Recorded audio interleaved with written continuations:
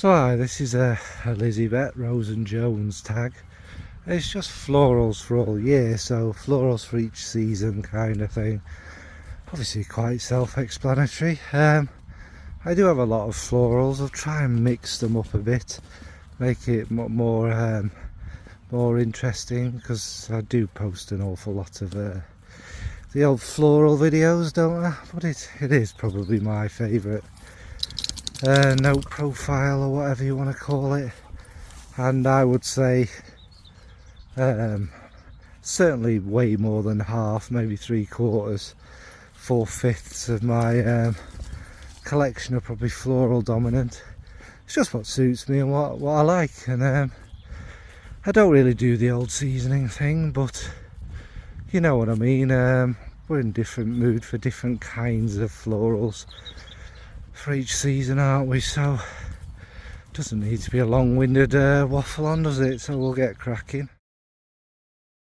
So ultimately the seasons and the year begins with winter, ends in winter, and this year we've had winter till May. So you know, it's one of them months we're kind of used to. It's the month of well, the season of death and misery and greyness, a lot like now, even though this is May. But there's life at last, and the dog's enjoying that. So yeah, when it's in the winter, we go for kind of something a bit kind of warmer and more comforting, generally speaking, don't we? So first, there's got to be 3 in each, is Bvlgari's Man in Black. Now this is predominantly spices, leather and tuberose. The tuberose is kind of mixed and merged in with the all the kind of slightly boozy notes and the spices. I think it's like pink pepper in this mainly. It's kind of a bit like you know, people compare it to Spice Bomb. I suppose in a funny kind of way, because it's spicy and red and cinnamon and all that jazz. But actually this one is far more floral than that. I don't know what's in Spice Bomb, but this one's far more floral, and the tuberose is kind of a main thing. But it's not like a bubblegummy tuberose, it's not an indolic tuberose. It's kind of this dry, I'd say dry, little bit of sweet flowers in there. It's one of them that's quite well blended all together, so nothing particularly leaps out apart from the spices, I suppose. And it just complements the note perfectly. And again, because of the way it's set up, this is a kind of warming, lovely one just for the winter. Next is well, this is a kind of floral, because I'd say rose is the main notes, but that's Aquila Absolute from Electimuss. It's basically raspberry leather, spices. There's a kind of, I think the rose does this as well as adding a freshness and a kind of rosy redness. It also adds a slight, vegetal the right word, a more savoury kind of thing mixing in with them notes. So it's not, doesn't go too sweet. It's not Tuscan leather. It's not really like that. It's a completely different direction. But the rose is where it makes it the most distinctive, if you like. The leather is kind of a bit, it's not your smooth black leather. It's maybe more of a suede-y, slightly raw, but not too much leather. And the rose, like I say, adds that kind of savoury and also a bit of a green touch around it all. Now there's cardamom, which will be also adding that greenness, but it's predominantly it's a warm rosy raspberry leather, and it's really nice actually. This one was gifted. It'll be in the description anyway, but just whilst I remember. Sorry, so that's Aquila Absolute from Electimuss. Next up, there's probably going to be a purple in every season from me, isn't there? But next is Misia from Chanel.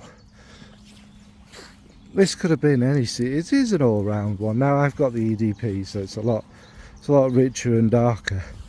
But it's, to me, this is kind of a very, don't like using the S word, a very alluring fragrance, let's say. So it's obviously violet, iris, rose.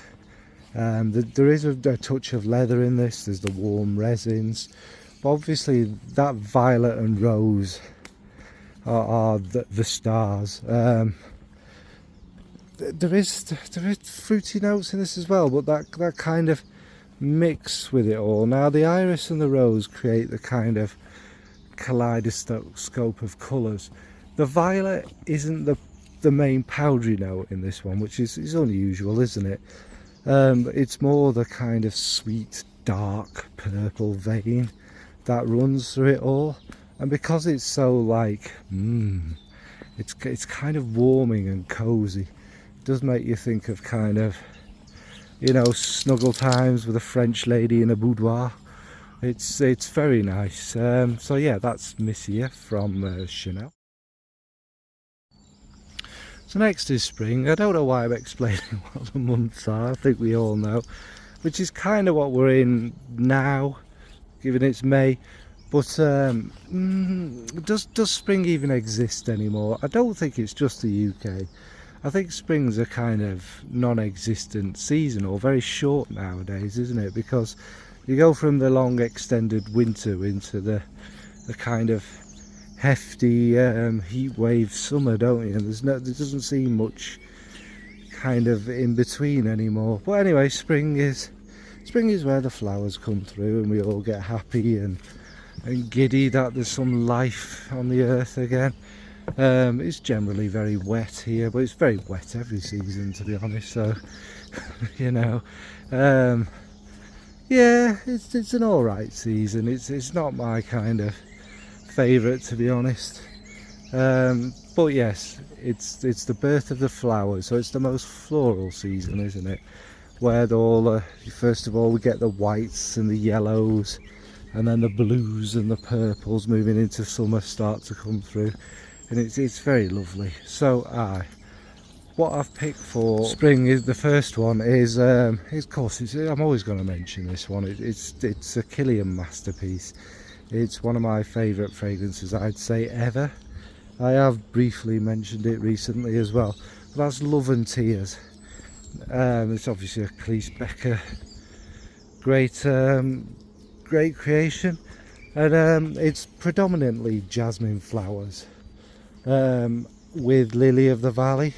So it has this, it smells like basically a meadow of jasmine flowers bobbing away in the gentle spring breeze.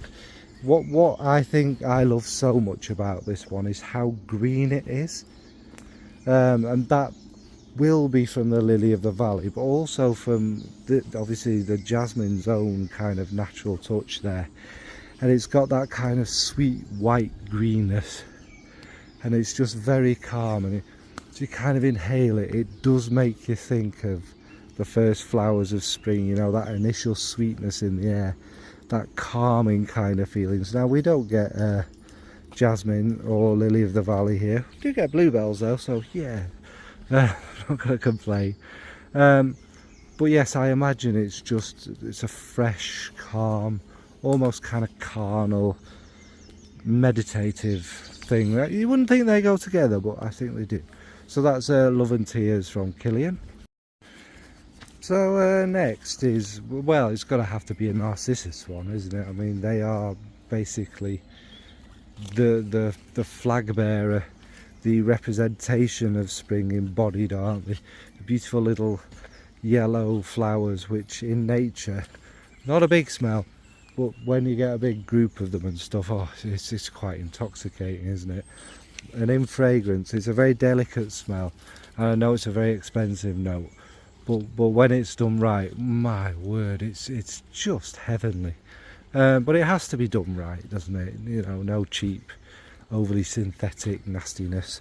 But one of my favourite, maybe my favourite Narcissus fragrance is Fate Woman from Amouage. And I've spoken about this so much, don't want to keep repeating myself about things, but this is ultimately like your kind of 80s spicy floral. It does bear a bit of a resemblance to cocoa, and it's all these kind of spring flowers with the warm spices. It's amouage, the warm resins, little hints of incense in there to me, but the narcissus is the star. I think there might be rose or whatever in it as well, but the narcissus is that kind of initial little bit of a kind of greeny sharpness, and then that delicate, it's not like a sweet honeyed nectar, it's like a fresh botanical nectar, if you get what I mean. That's what the kind of narcissus smells like to me, and it's quite magical, and I think they make me giddy and excited, because yeah, it means, you know, life has come again. I won't waffle on, like I say, I've spoke about this so much, but kind of Fate is definitely a great spring flowers one, but it's got enough about it, it's rounded enough, it's kind of rich enough, etc., for it to work for a British spring, which is basically winter. So yeah, that's Fate Woman from Amouage. And finally, one of my newest buys, Viole Nere from Fusciuni. Again, spoke about it a lot. My god, it smells it's that water, smells of let's say human leavings. But let's go back to Viole Nere. Smells much better. It's a kind of cold, dusty, wintry orris that transforms into spring. You get a greenness. Obviously the violet is the star player of this one, and it kind of blossoms through as the fragrance develops till it's quite rich. There are other florals in there, giving a boost and giving them more of that spring feel. It's beautiful, and it does tell that story of the transition between the seasons and the birth of the colours and the sweetness and the life. The orris stays through it, but it does kind of warm up, and that, like I say, there's more in it, and then you just get this kind of beautiful, not overly powdery, gorgeous violet flower. It's not really Parma violet-y either, this one. It's more like that sweet smell. There's also violet leaf, which kind of enhances the green, etc. So that's Viole Nere from Fusciuni. Summer's a kind of hard one for me. Summers here tend to be absolutely soaking wet, grey skies, or incineratingly hot the next day. Probably get, you know, one day of incinerating heat, and then we'll get about 6 weeks of rain, and it kind of rotates like that. It's a funny old season here. Not my favourite. I'm not a fan. You know, Geordies will be wearing their hot pants and vests. I mean, they do when you know, the temperature goes up above 1 degree, and that's kind of a British thing, isn't it? One kind of spot of sunshine in the sky, because it's so rare. Basically, everybody strips off and walks around the town topless. You get men my age with my physique who don't seem to own any like t-shirts or shirts. It's a disturbing time. Anyway, so what I picked first for that is Jasmina from Aromatics. Again, another jasmine one, but this is a summer jasmine. This is a kind of sweet, big, full jasmine. You know, it's got a little bit of, it's got more than Love and Tears. Has a kind of indolic touch, has that sweet touch, has that green touch, and all these will be kind of, you know, pushed up by the other florals that are in there, but obviously it's predominantly jasmine. I mean, it includes in the name, innit? My god, these have come through even more. So yeah, it's a beautiful kind of fragrance, and with that jasmine, it's got that kind of calm, relaxing, kind of soothing almost thing, and it works beautifully in the summer. So Jasmina from Aromatics. Next is a Summer Night beach one, but it's not beachy, so don't worry, it's not your suntan lotion slapped on. It may have tiare. Is it tiare or frangipani? It's got one of them in there. I think it's tuberose. There's a lot of other kind of floral notes in there. It's got a kind of sweet, mesmerising pear and peach, which complement the flowers perfectly. But what it is it's a kind of darkly coloured one. I get a kind of dark purpley feel and dark orange. Don't know where that's from. I think there might be gardenia as well. So it's got this rich petally kind of feel to it. Although that could be the frangipani, couldn't it? But it's just it's really sensual and smooth, and again, like I say, it's got that sunset feel. But with the fruits, it does have the kind of tropical feel. And you imagine calm seas and the orange reflecting on the waves, and just everybody nicely chilled out, drinking cocktails and canoodling and whatnot. It, again, one I've spoke about absolutely loads, but perfect for a summer night. That's Forbidden Bloom from Mabelle or Rama. Finally for summer, I've gone for another rich floral. Peach is a main player in this, but it's osmanthus. It's Davana. So the Davana is a herb, is it? And it's not really a floral. Obviously osmanthus is. And jasmine and tuberose, I think, as well, in this one. And what it is it's this big, bold, classy, vintage almost smelling floral. Again, obviously it's kind of made to feel like going to the opera because of its opulence, and it definitely has that. And again, I know why am I going for big, warm, rich ones in summer, because they bloody shine.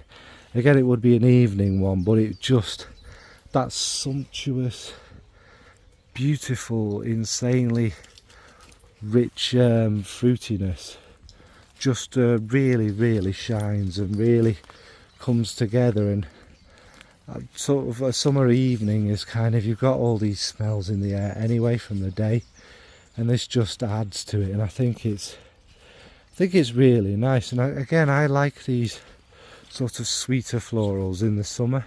I know they should be really for winter, shouldn't they? But works on me in the summer. So yeah, and we all know how much I love Prima, and I've spoken about it a million times. That looks like a trap, doesn't it? You can't see that.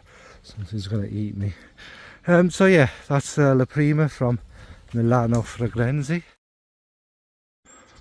So finally, my favourite season of the year. Well, for many reasons.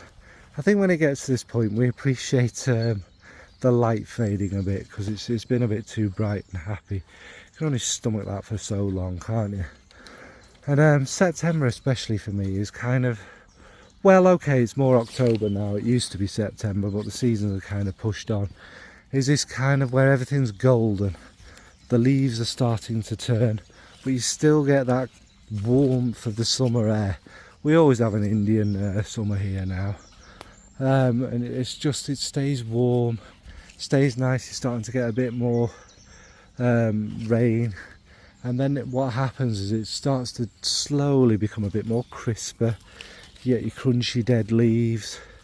Again, everything is dry and golden, the harvest is gone. Lovely smells in the air, not as good as these bluebells. Mushrooms are starting to come through. It's very damp. The nights are getting darker very quickly, and everything's kind of peaceful, isn't it? It's like the slow, graceful walk towards the end. The colours, and it's magnificent. It's obviously my favourite season. So the first one is so predictable, but Noir de Noir. It's that kind of time of the year, isn't it, where this is obviously a really important fragrance. You know, some people say it smells like what Dracula would smell like. Yep, it does indeed. It's a dark rose, the truffles of autumn growing by the trees. It's got this kind of sweet chocolatey patchouli, still with a kind of damp, moist earthiness. The rose is just, it's really seductive with this kind of red winey feel. and it's dark and it's black. It's like a proper autumn night, damp and kind of. Is the fragrance warm? It can be. It's warm when you get close to it, but I think in the air it's kind of like the rose is a little bit further away from you. By that I mean it's not like a warm, sensuous rose petal bed kind of thing. It's more you're walking past smelling the roses. When you come closer to it, it's just beautiful. I don't need to say anymore. I've spoke about this one so much. So that's Tom Ford's Noir de Noir. So next is my my great melancholic fragrance, Pourpre d'Automne. This one is, I think it's got mimosa in it, but which gives it this like little yellow sharpness in there, but it's predominantly a kind of dry, dusty, grey orris and violet. It is a little powdery and nice, and the violet is kind of this kind of dark. It's kind of the sweetness of the year is dying and everything is becoming kind of barren and white as you kind of, I suppose, start to move into the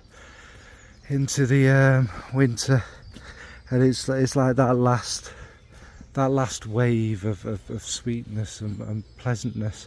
And I'd say it's always more mauve to me than purple, this one.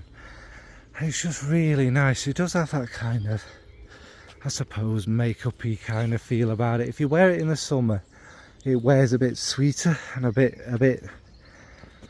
more kind of rounded and stuff, and maybe joyous.